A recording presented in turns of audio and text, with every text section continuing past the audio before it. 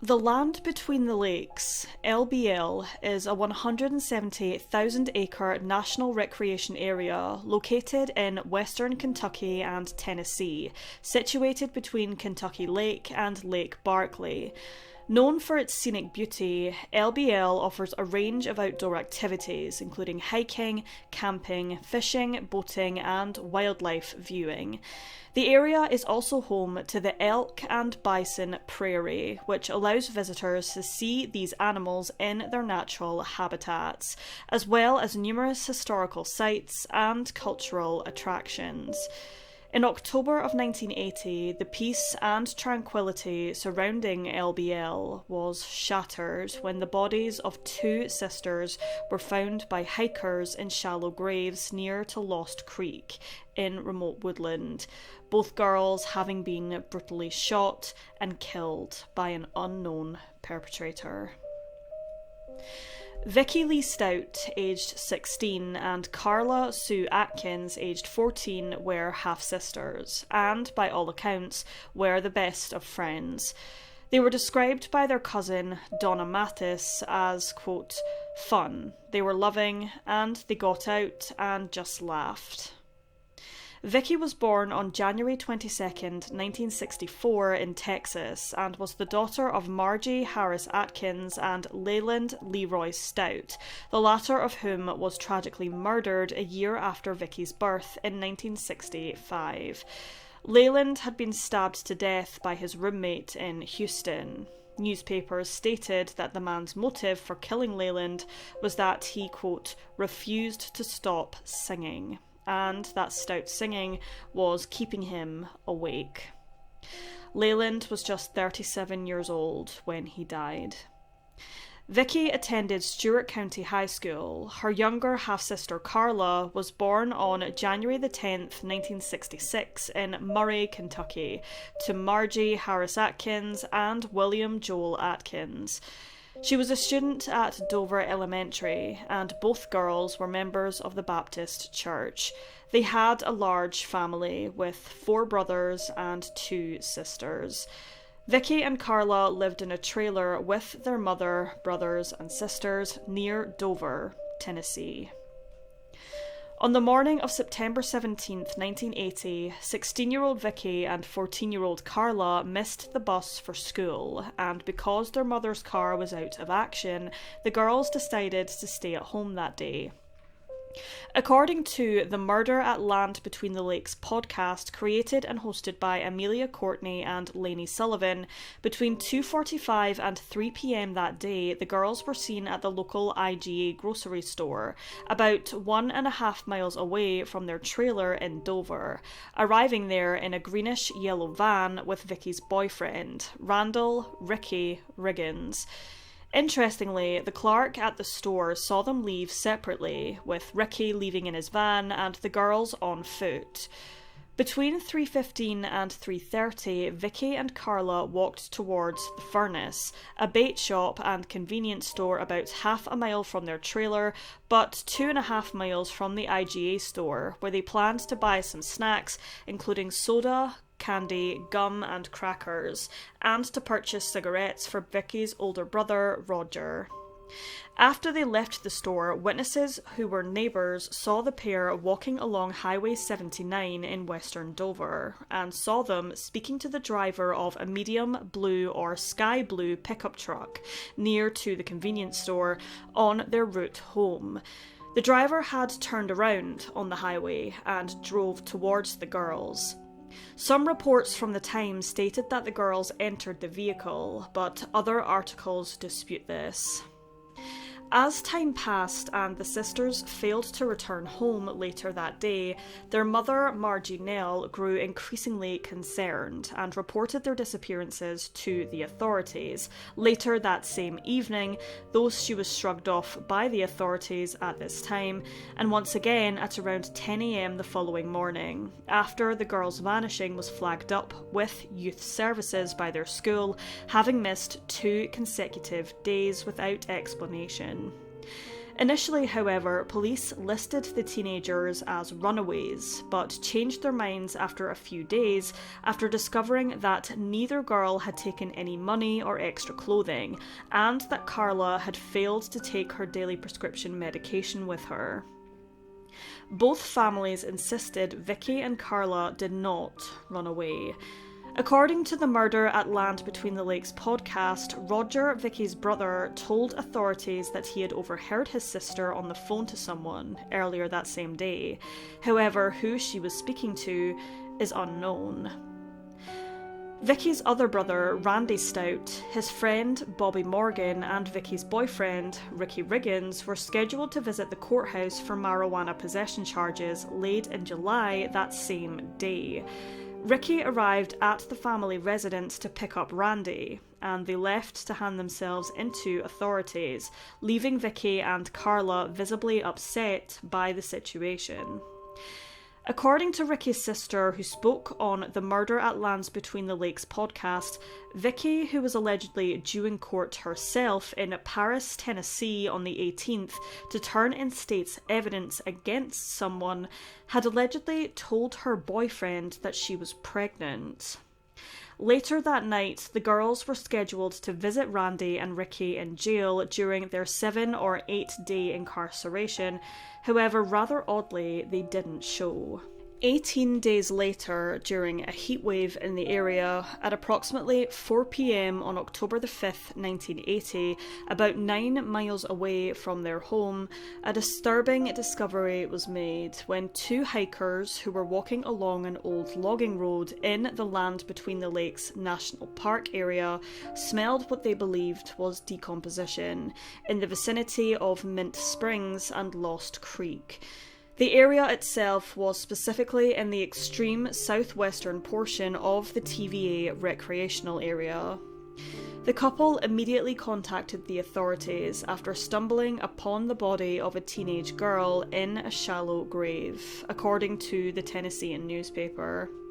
Police quickly arrived on the scene and found another decomposing body in yet another shallow grave.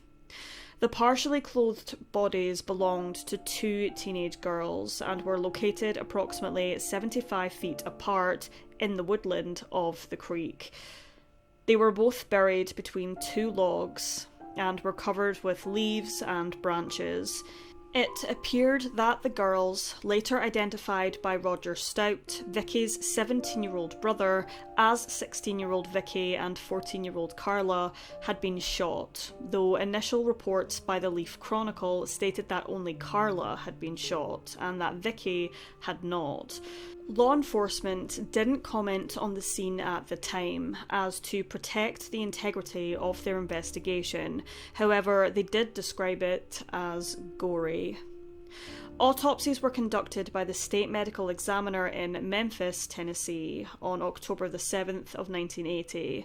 Vickie and Carla had both been shot at close range with a 12-gauge shotgun, with both being shot in the head, and it was determined that the sisters likely died on the very day they vanished. Due to advanced decomposition, it could not be determined whether they had been victim to sexual assault, though both had several items of clothing absent from their bodies. However, it should be noted that both were still wearing their undergarments. The county sheriff, David Hicks, believed at the time that the absence of some clothing, including shoes, was due to animal scavenging, rather than assault. Interestingly, newspaper reports at the time stated that police found human hair, quote, 6 or 7 feet up in a tree, which indicated it had blown up there from the firing shotgun.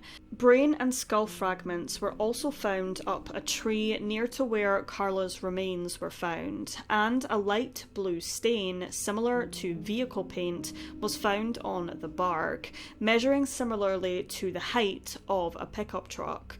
2 empty shotgun shells were also found by the K9 unit who were searching the scene for any evidence and clues, and according to the Leaf Chronicle, the shotgun itself was also found. However, the family weren't aware of this until decades later. According to testimonies given to the Murder at Land Between the Lakes podcast, an officer who worked in the area where the girls' bodies were found saw police bagging up a blanket and a shirt for evidence, which did not belong to the girls. However, these items didn't make it into evidence. Allegedly, many other items which were bagged up failed to make it into the evidence locker, with some claiming that bagged items were removed from another agent's car. Due to the brutality of the crimes committed, the Stewart County Sheriff travelled to Paris, Tennessee, to meet with the Henry County Sheriff to see if he could find any definitive links between Vickie and Carla's murders and a series of sexual assaults in the area at the time. Whether anything came from this remains unclear. A composite sketch of a possible person of interest in this case was drawn up by the Tennessee Bureau of Investigation on October 31st of 1980, based on witness testimony. Further age progressions of the man driving the pickup truck were released depicting what he might have looked like in the year 2000 and 2014, after re-interviewing the witness in 2014, in the hopes that someone might recognise him and come forward with vital information. He was described as being a young white male between 25 and 30 years old, weighing between 160 and 170 pounds, with a dark complexion or tanned skin and brown dark hair. The man has never been identified, and the truck he was driving has also never been located. It still remains unclear whether the man is a witness or a suspect. The Standard newspaper spoke to the girl's sister, Patricia Gordon, who discussed the myriad of rumours surrounding this case. She also cited her belief that authorities didn't follow every single lead when they should have. Patricia shockingly then claimed, quote, "I know who killed the girls." This was based on confidential information given to her, and says that getting witnesses to come forward with evidence would be the final piece of the puzzle in solving this case. Sadly, she didn't elaborate any further, though this is likely due to keep the integrity of the investigation. In 2016, former County Sheriff John Vinson told the Tennessean that the suspect, who he believed was known to the girls, enticed them to the area where they were killed, shooting one, with the second being collateral damage. Sadly, the truth remains elusive. We simply don't know who killed Vickie and Carla, or why they took the innocent lives of two young teenagers who had their entire futures ahead of them. Meetings held by the Judicial District Attorney General Ray Crouch Jr. voiced his hopes that the case would soon be resolved. He held a meeting in 2016 in Dover looking for those with any information to come forward, and in doing so spoke to a store clerk from the Furnace, the shop where the girls had visited before they were abducted and killed. This testimony from the clerk helped their inquiries, and Crouch's appeal for witnesses helped rule out a number of potential suspects from credible information given to them from the public. They narrowed their pool of persons of interest to approximately 3 or 4 individuals. Crouch also stated that funding had been approved to use a private DNA lab to test evidence for any DNA which could help link authorities to the girl's killer. They're hoping that the advances in DNA technology will be the key to solving this case. Sadly, this testing is very expensive and was, for whatever reason, halted, though likely due to lack of funding. An Avaz community petition was set up by the producers of the Murder at Land Between the Lakes podcast to encourage the TBI to turn over any other evidence that may contain DNA to Parabon Nanolabs for genetic testing. The petition is listed in the description below.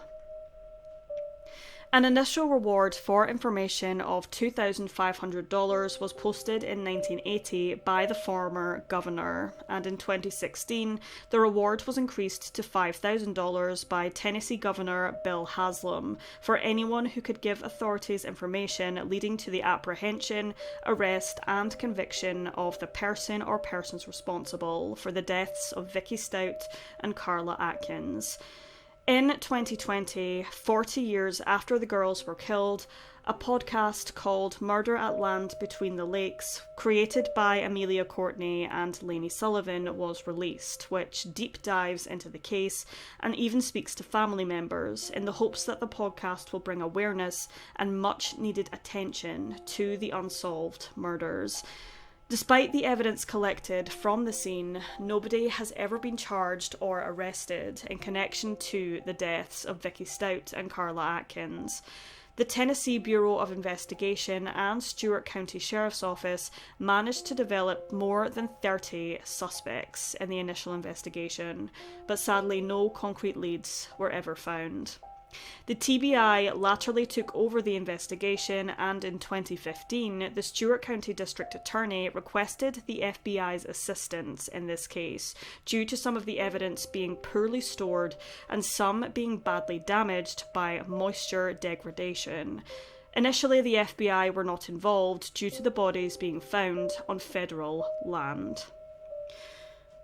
Michelle Sills, a cousin of the girls, told WKMS on the 35th anniversary of the homicide, after the family and local authorities reached out to the FBI for their assistance, quote, "Days went by, years have gone by, and still we have no answers. Still no answers. We tried and tried and tried. That's why we're doing this today, 'cause there's no answers, and we gotta rattle the cage. So maybe somebody will speak up about it." On the 6th of October 2024, the Stout and Atkins families gathered at a vigil to remember Vickie and Carla in Dover, Tennessee. Patricia Gordon told the Stewart County Standard newspaper that the FBI are now working with the TBI in an effort to resolve this case, 44 years after the murders occurred. Many feel that law enforcement haven't done enough to solve this case. Many don't have trust or any faith in them, and believe that they are perhaps too close to the case, having been in charge of it since the very beginning. Many are allegedly even fearful to talk about the case. So now, with the FBI on board, the families are hopeful that more will be done to help resolve this crime, with added resources and funding to assist the investigation. Hopefully, the masses of conflicting misinformation given in newspapers at the time will finally be set straight also. Several details are unclear and inconsistent to other sources, making it much more difficult to piece together the exact timeline of events. The girls were initially reported to have skipped school to buy cigarettes, when in truth this was entirely false and quite misleading. This may have altered public opinion of the girls when they initially went missing, which in turn may have hindered the initial investigation into their disappearances and subsequent murders. 3 weeks after their bodies were found, funeral services for Vickie and Carla were held on October the 14th, 1980 at Standing Rock Cemetery in Dover, with Anglin Funeral Home arranging their final send-off. About 100 people attended the service. The sisters were buried alongside one another and share a headstone. Both Vickie and Carla's family hold on to the hope that someday, with the help of the FBI in recent times, answers will be found and justice will prevail. Sadly, despite over 44 years having passed, this harrowing case remains unsolved. Those who recognise the man in the blue truck composite sketches are urged to contact Tennessee Bureau of Investigation at 1-800-TBI-FIND. Those with any information regarding the murders of Vickie Stout and Carla Atkins are also urged to contact the Stewart County Sheriff's Office at 931 232 8322.